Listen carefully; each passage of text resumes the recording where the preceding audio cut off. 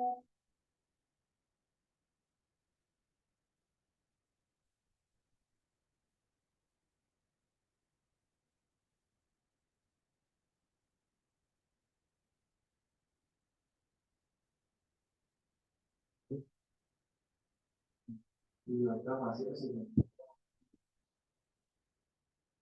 selamat malam semuanya. Malam, Pak. Malam, Pak. Malam, Pak. Baik, di sini Bapak sebelum mulai kita berdoa menurut agama dan kepercayaan masing-masing. Berdoa dipersilakan.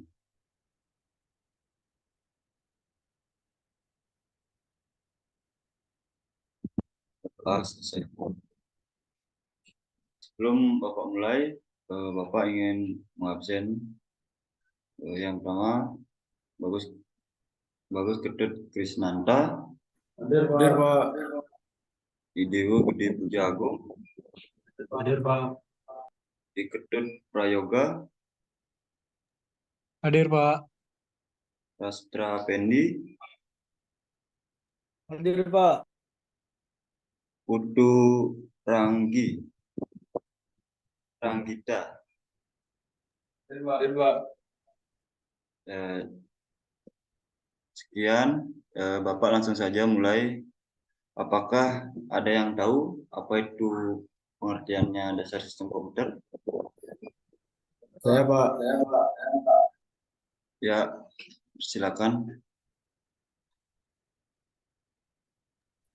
Sistem komputer merupakan kumpulan perangkat keras, hardware, perangkat lunak, atau software, serta prosedur dan aturan yang digunakan untuk memproses, penyimpanan, dan mengelola data menjadi informasi yang berguna. Baik, itu aja, Pak. Baik, terima kasih. Selanjutnya Bapak akan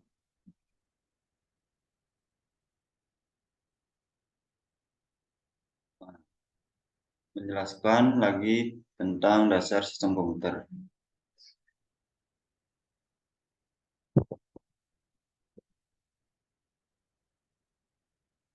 Dasar sistem komputer adalah konsep fundamental yang membentuk struktur dan fungsi sistem komputer. Ini melibatkan pemahaman tentang komponen perangkat keras dan perangkat lunak yang membentuk sistem komputer, serta prinsip-prinsip dasar yang mengatur bagaimana komponen-komponen ini berinteraksi.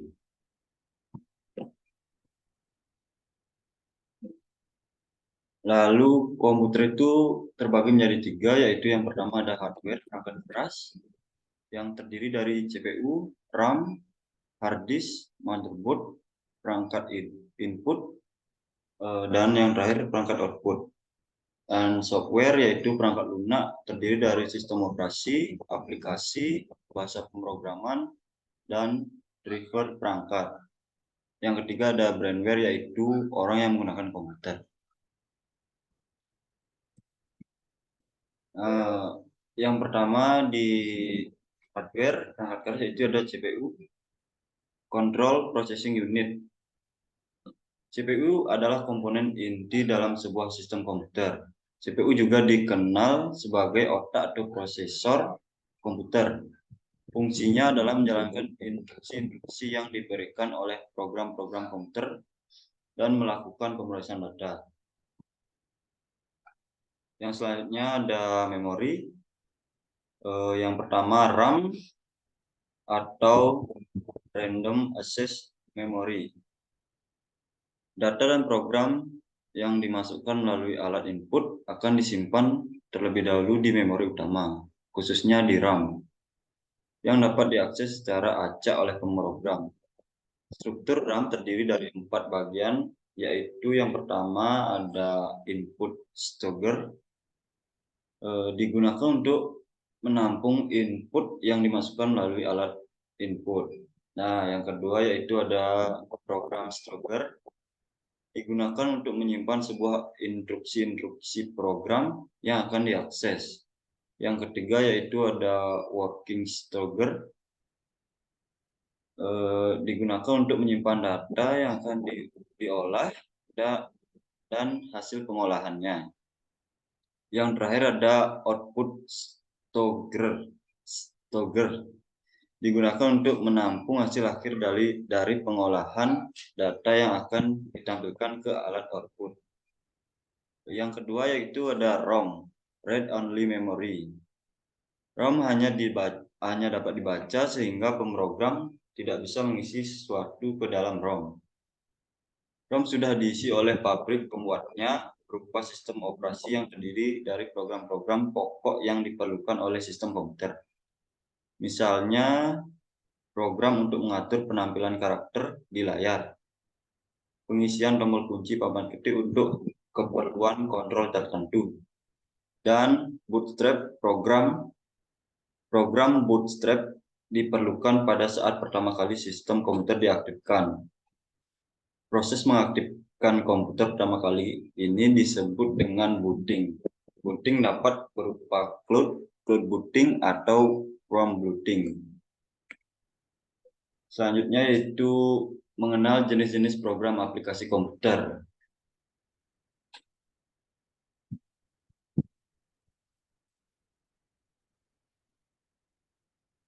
Program aplikasi komputer adalah software atau perangkat lunak komputer yang dibuat untuk melakukan tugas-tugas tertentu jika sistem operasi komputer, misalnya Windows, berfungsi untuk melakukan operasi dasar. Program aplikasi tertentu bisa kita tambahkan atau bisa kita install untuk melengkapi kemampuan sistem operasi komputer untuk melakukan tugas-tugas yang lebih spesifik. Contohnya seperti aplikasi grafis, aplikasi multimedia, aplikasi internet, dan aplikasi game. Yang selanjutnya yaitu ada perangkat input dan output. Perangkat input adalah perangkat yang berfungsi untuk memasukkan informasi ke komputer. Nah, sedangkan perangkat keluaran atau perangkat output adalah perangkat yang berfungsi untuk mengeluarkan informasi dari komputer. Ya, materi dari Bapak akan membuat kelompok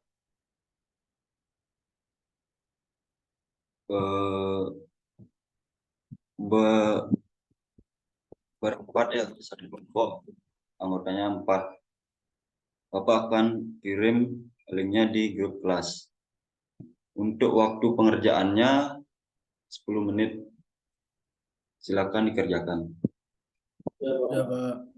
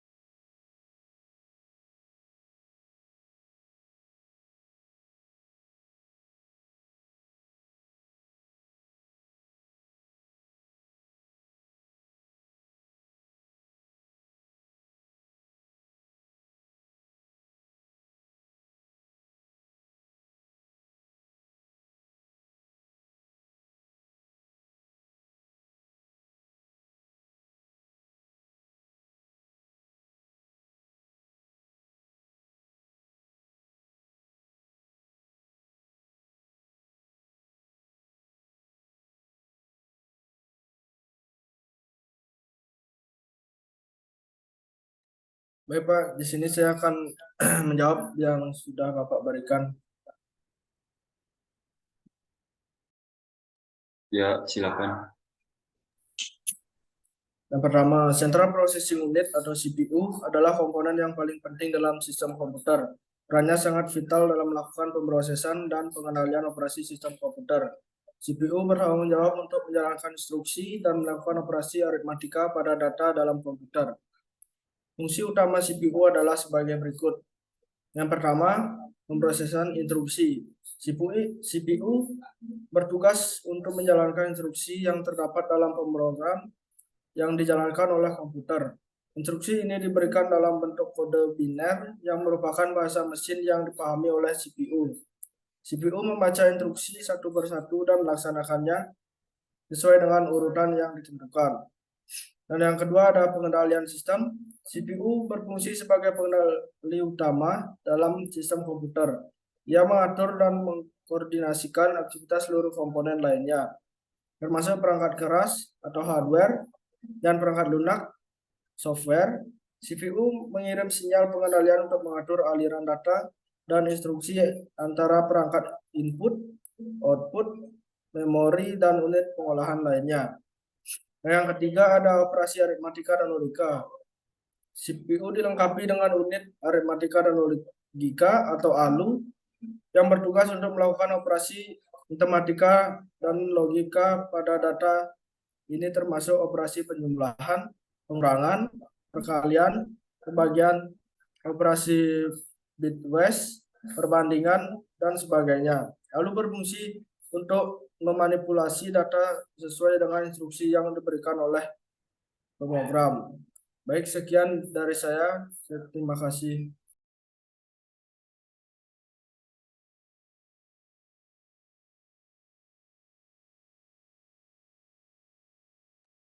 Baik, terima kasih. Di sini saya akan melanjutkan penjelasan jawaban dari Krisnanda. Selanjutnya ada penyimpanan sementara. CPU memiliki register yang berfungsi sebagai penyimpanan sementara untuk data dan instruksi yang sedang aktif diproses. Register ini sangat cepat aksesnya sehingga memungkinkan CPU untuk mengambil dan menyimpan data dengan efisien tinggi. Register ini juga mempercepat kinerja CPU karena tidak perlu mengakses memori utama secara langsung untuk setiap operasi.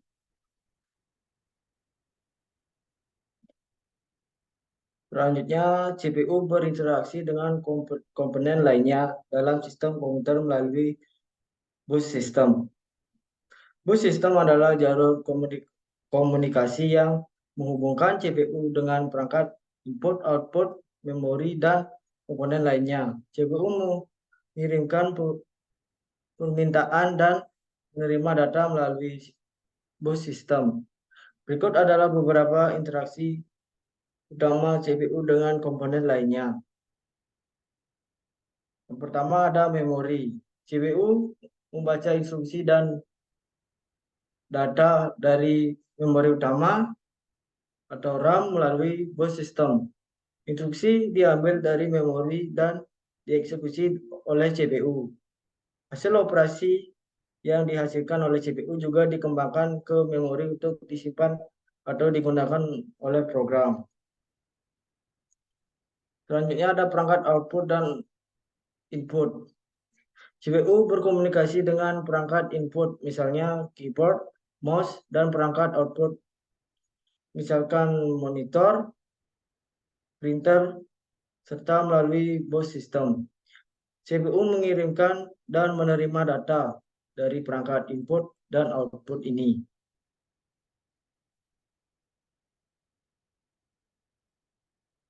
Selanjutnya ada unit kontrol dan decoder.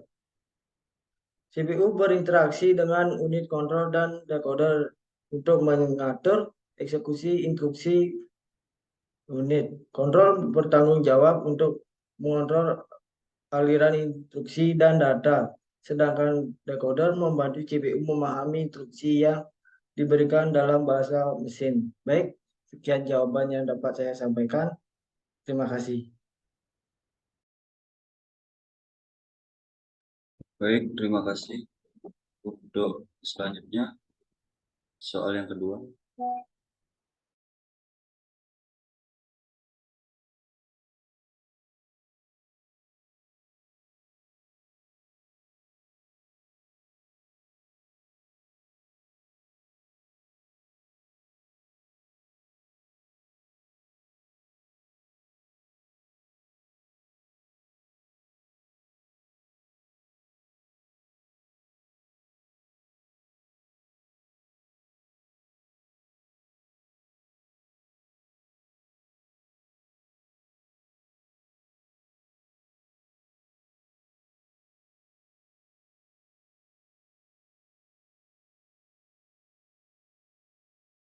Baik, Bapak izin menjawab.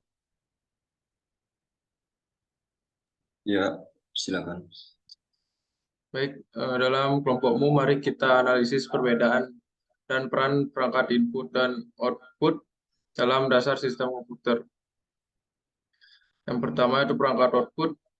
Perangkat output adalah komponen yang digunakan untuk memasukkan data atau instruksi ke dalam sistem komputer. Perangkat ini memungkinkan pengguna atau perangkat lain untuk berinteraksi dengan beberapa komputer. Untuk fungsi yang pertama, perangkat input berfungsi untuk memasukkan data atau instruksi ke dalam sistem komputer. Misalnya keyboard digunakan untuk memasukkan teks atau perintah, mouse digunakan untuk mengontrol gerakan kursor, dan scanner digunakan untuk mengubah dokumen fisik menjadi format digital. Yang kedua itu konversi. Perangkat input mengubah input dari bentuk fisik atau sinyal menjadi format yang dapat dipahami oleh sistem komputer. Misalnya, keyboard mengubah setiap tombol yang ditekan menjadi kode karakter yang dapat dibaca oleh CPU. Selanjutnya ada interaksi pengguna. Perangkat input memungkinkan pengguna untuk berinteraksi dengan komputer. Pengguna dapat memberikan perintah, memasukkan data, dan mengontrol operasi sistem menggunakan perangkat input. Selanjutnya ada pengenalan konteks. Beberapa perangkat input memiliki kemampuan untuk mengenali konsep atau gerakan tertentu. Misalnya, mouse dapat mengenali gerakan horizontal dan vertikal untuk gerak-gerakan kursor dan tombol-tombol yang ada pada keyboard. Selanjutnya ada perangkat output. Perangkat output adalah komponen yang digunakan untuk menghasilkan atau menampilkan hasil dari pemrosesan yang dilakukan oleh sistem komputer. Untuk fungsi perangkat output sendiri yaitu untuk menampilkan atau menghasilkan hasil dari pemrosesan data oleh sistem komputer. Misalnya monitor menampilkan informasi visual, printer mencetak dokumen. Yang kedua ada konversi. Perangkat output mengubah hasil pemrosesan data menjadi bentuk yang dapat dimengerti atau dilihat oleh pengguna atau perangkat lainnya. Selanjutnya ada komunikasi informasi. Perangkat output memungkinkan sistem komputer untuk berkomunikasi dengan pengguna atau perangkat lainnya melalui visualisasi, suara, atau bentuk output lainnya. Selanjutnya ada feedback. Perangkat output juga digunakan sebagai umpan balik feedback kepada pengguna. Misalnya lampu indikator atau suara dari sistem komputer dapat memberikan informasi tentang status atau keberhasilan operasi yang dilakukan. Sekian dari saya, terima kasih. Ya, terima kasih sudah menjawab. Pelajaran Bapak akhiri untuk pertemuan selanjutnya. Bapak akan berikan tugas ya. Nanti Bapak kirim di grup kelas. Sekian sebelum mengakhiri pelajaran hari ini, mari kita berdoa menurut agama dan kepercayaan masing-masing. Berdoa dipersilakan.